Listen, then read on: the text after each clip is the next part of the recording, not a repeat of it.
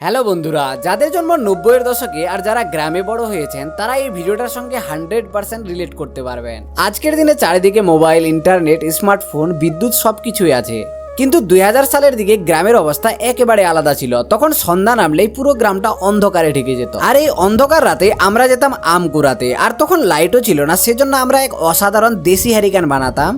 আর কিভাবে সেই হ্যারিকেন দিয়ে আম কুড়াতাম এই ভিডিওতে সব দেখাবো। প্রথমে হ্যারিকেন বানাবো আর রাতে সেই হ্যারিকেন নিয়ে বাগানে যাব আম কুড়াতে। তো ভিডিওটা শেষ পর্যন্ত দেখতে থাকো। এই হ্যারিকেন বানানোর জন্য লাগবে একটা নারকেল তেলের খালি টিনের কৌটা, একটা কাচের বোতল যার মুখে টিনের ছিপি থাকে, একটু পুরনো সুতি কাপড় যেমন পুরনো গামছার টুকরা, কেরোসিন তেল আর একটা শক্ত দড়ি। প্রথমে নারকেল তেলের কৌটার ঢাকনাটা খোলার জন্য কৌটার মুখটা সিমেন্টের কোনো ঢালাই করা জায়গায় জোরে জোরে এইভাবে ঘষতে হবে।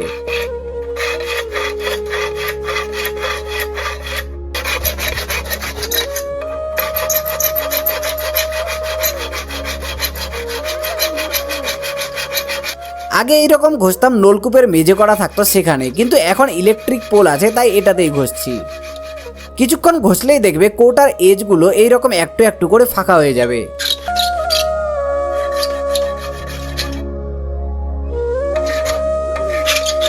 তারপর আরো কিছুক্ষণ ঘষতে ঘষতে একটা সময় ঢাকনাটা এইভাবে খুলে পড়ে যাবে। এরপর কৌটার এক পাশে একটা মাঝারি ছিদ্র করি যাতে এই কাচের বোতলের মাথাটা ঢোকানো যায়।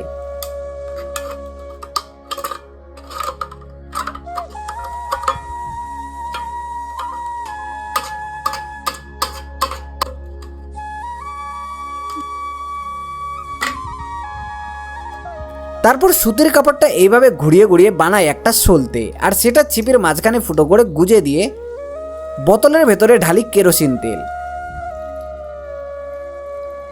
এরপর বোতলটার মাথাটা কৌটাটার ছিদ্র দিয়ে এমনভাবে ঢুকিয়ে দিতে হবে যেন ছিদ্র করার সময় যে টিনগুলো ভেতরে চ্যাপটা হয়ে আছে সেগুলো এইভাবে সোজা করে দিলে বোতলটা পুরো টাইট হয়ে লেগে যায়। তারপর সলতে লাগানো ছিপিটা টিনের কৌটাটার ভেতর দিয়ে এইভাবে বোতলে টাইট করে লাগিয়ে দিলাম।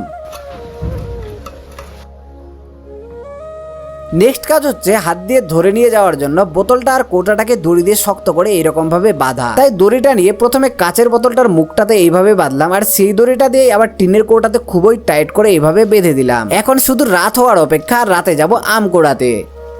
এখন বাজে রাত 9টা, চারপাশ একদম নিঃশব্দ, শুধু শোনা যাচ্ছে ঝিঝি পোকার শব্দ আর মাঝে মাঝে পাতার খসখসানি। সেই ছোটবেলার অনুভূতি ফিল করার জন্য হ্যারিকেনের সলতেতে দেশলাই দিয়ে আগুন ধরিয়ে দিলাম।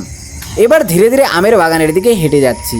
এই হ্যারিকেনের থেকে যতটুকু আলো বেরোয় এটাতে রাস্তা মোটামুটি ভালোই দেখা যায়।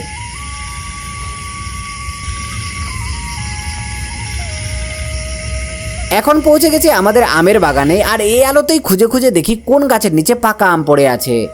এই যে দেখো, একটা আম পেয়ে গেলাম, সাথে একটা পলিব্যাগ নিয়ে এসেছি, তাই আমটা কুড়িয়ে পলিব্যাগে ঢুকিয়ে নিলাম।